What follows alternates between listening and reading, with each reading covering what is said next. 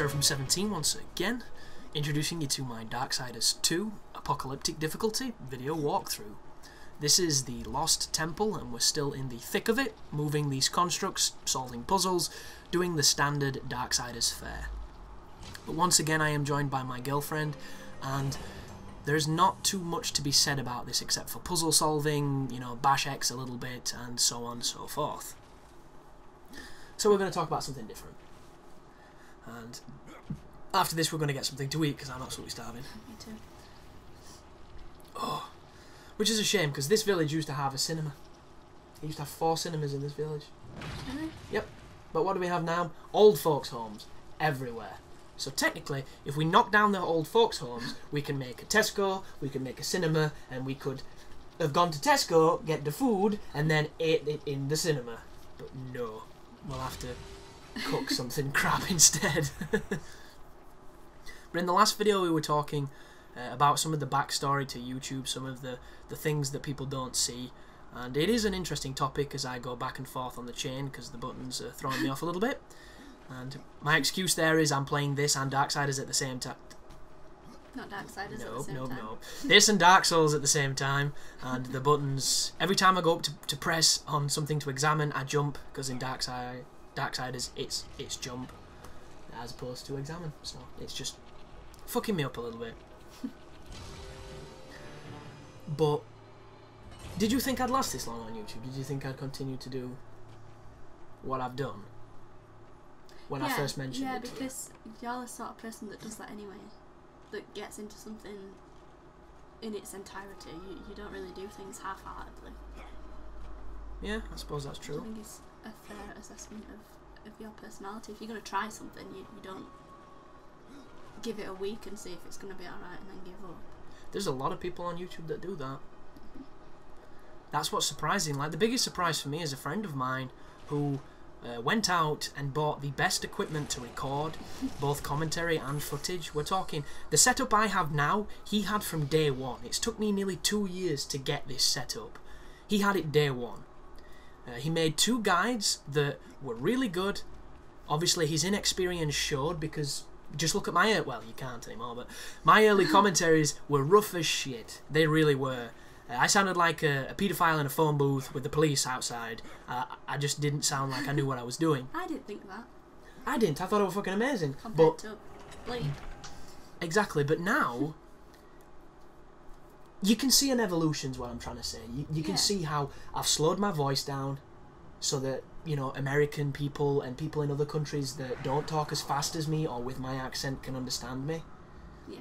Because all my friends give me shit for some of the stuff I say and the way I talk. Sound like that. You proper don't sound like that type of deal, because I don't. When I talk to you, I talk as I talk. When I talk to people I don't know, I have to slow my enunciation, I have to make it more American so they can understand what I'm saying and all that type of stuff. Because it's just how it works. You don't want to be, and then I walked into this room and then I couldn't find anybody, then I stabbed this guy and then I jumped up there and look at this, isn't it really good? There's no need for that. You'd probably have an aneurysm if you did. I don't know, a lot of people say I should, I sound like those horse commentators, you know, from horse racing. It's like, then he's over the bend, and then number 2 comes on the line, and then the 4th track is on the wall! When I do certain commentaries. I can't do that. The thing with me is I can breathe and talk at the same time if I get in the right rhythm. It's kind of weird. But I just can't talk that fast and not trip over my own tongue.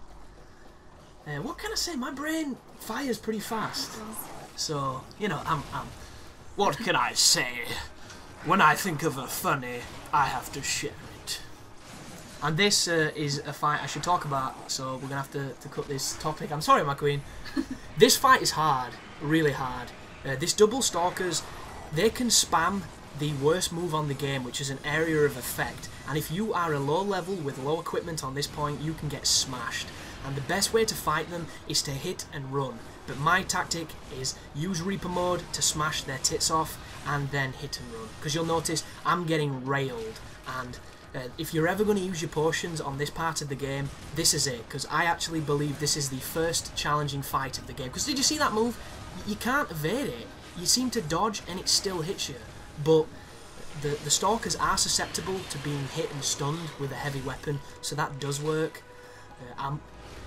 No doubt somebody will leave a comment on the video telling me a setup that really works well against these guys, because my tactic is literally to run away and use the arm blades against them. But you'll notice in this fight I didn't have them. I had a high DPS weapon, so that's what I used. But this fight and the fight after this are probably the hardest fights of the game so far, because you've wasted reperform just then on that if you did like I did. So this next room, these two constructs, they can hurt you so quickly, it's insane. And it's not the next room, it's a room coming up, so I'm mistaken. But there's a fight coming up, folks, that is very challenging if you're not prepared to take it on, or you're not used to fighting this enemy. And even if you are, it can be tough. But back to YouTube and what we were saying. Talking fast is either something people love or something people hate, and there's commentators I've listened to, it really gets my goat. Like, I talk fast, and I know I do, and I intentionally try and slow myself down, but there's some folks that they talk so fast you can't get comfortable. You're waiting for him to breathe. Yeah, you're like, this guy's gonna pass out.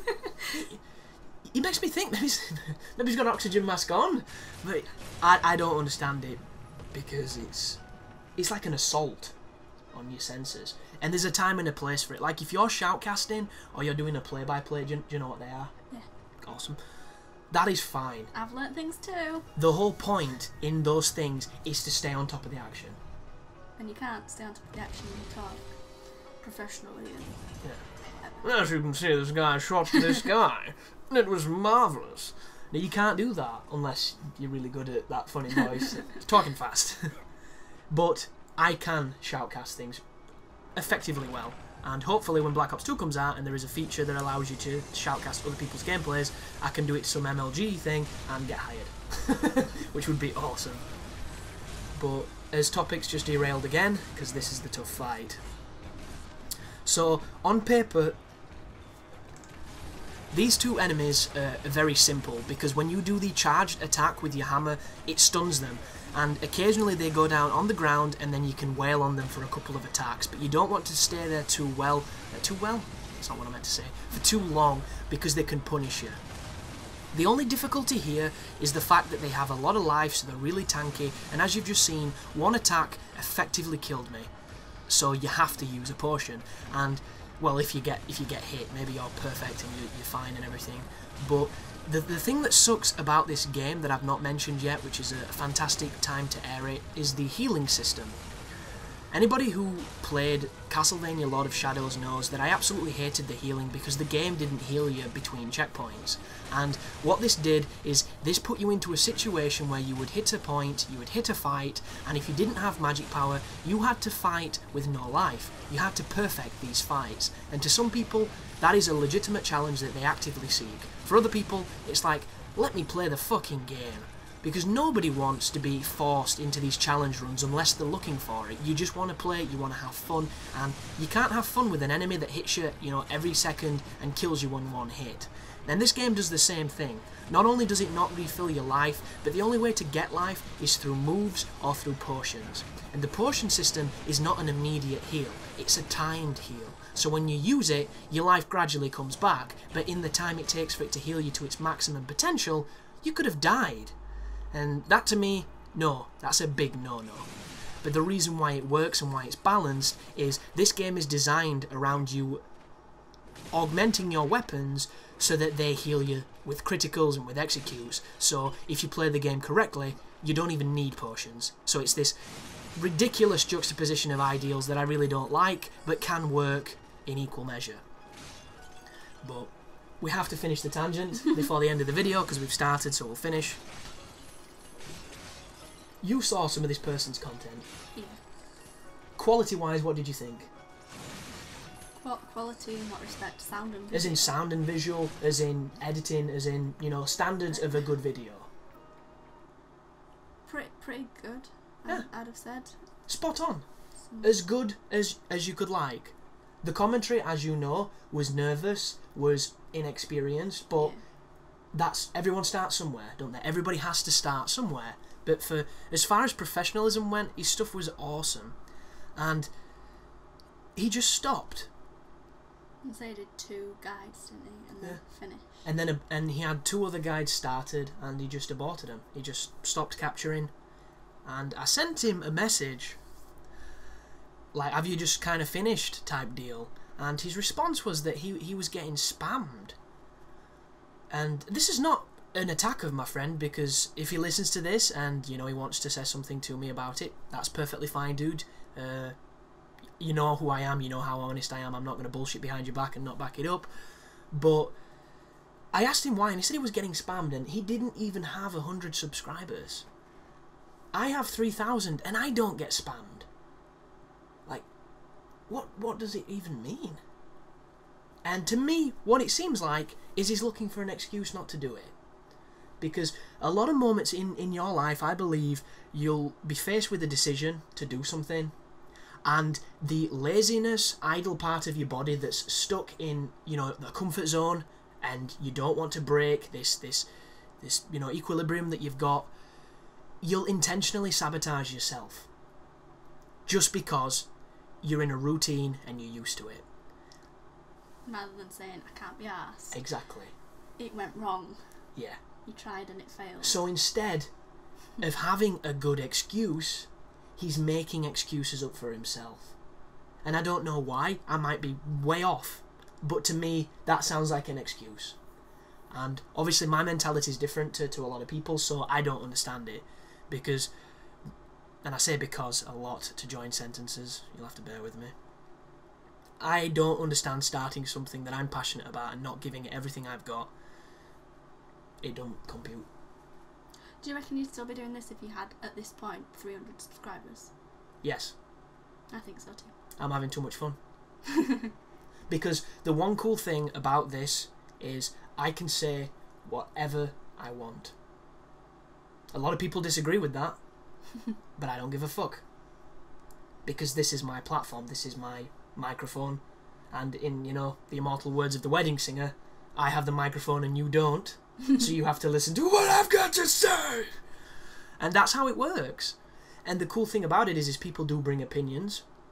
Opinions do clash. You can have debates, you can have full-blown arguments, you can have troll fests. But it's all over a subject and it's all over something that's making you think. So for better or for worse, it's helping people think.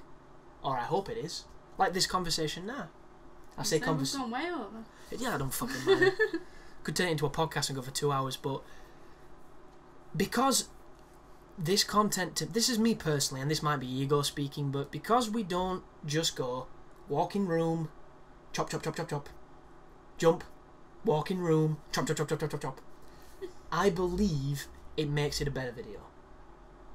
Even if we're talking about an Austrian lady with a proclivity towards eating shit, I still think there's merits to that conversation. Because it's not something you'd run into, and you go, yeah, that is pretty weird. We're all learning things together. Exactly, it's like Playdays, just with porn. Is that ego, do you think? No, I don't think so. I think you've got a relatively big ego anyway, but... I think you have to. Exactly, I don't think you would have started this, and... Although you say you would, because... And I think you would have, because you enjoy doing it. Well, the thing is... I think... Carry on. No, that you do things that you enjoy and not for other people. So I don't think you would have stopped doing this for any reason. I don't think I would have started if I didn't have the level of say, self-confidence or self-appreciation as I do. Because I do believe you have to believe in yourself. And I think that's probably where your friend might have gone a bit wrong. That maybe not having the confidence to start with meant that it teetered off sooner than it should have done. Which is easy for it to happen that way, because when you put 100 hours into making a guide and it gets less than 10 views, it's a kick in the balls, isn't it? It's more than a kick in the balls. Like when I put Bayonetta up, I put the Bayonetta guide up in I think a day, and I had 20 plus videos sitting on 0 views for a week. 0 views. And don't get me wrong, a short time after that, I saw 1 view, 2 views, 10 views, and it was like, whoa. But I could literally monitor every time I got a subscriber. So much so that I complimented them in the videos that I made by name because it was that personal at that level. One subscriber. And I'll never forget them. Never forget any of those people. I remember their names. The sad part is they don't comment anymore. But I'll never forget the names because of how much it felt to see this person. Mum, why do you knock after you've entered the room? Because I forgot. We could have been having full-blown sex. Oh, we are, Christopher. I'm not very well. You alright? Yeah. Say hi to YouTube, Mum. Oh, shit. What do you want? Do you want me to stop? Yes, please.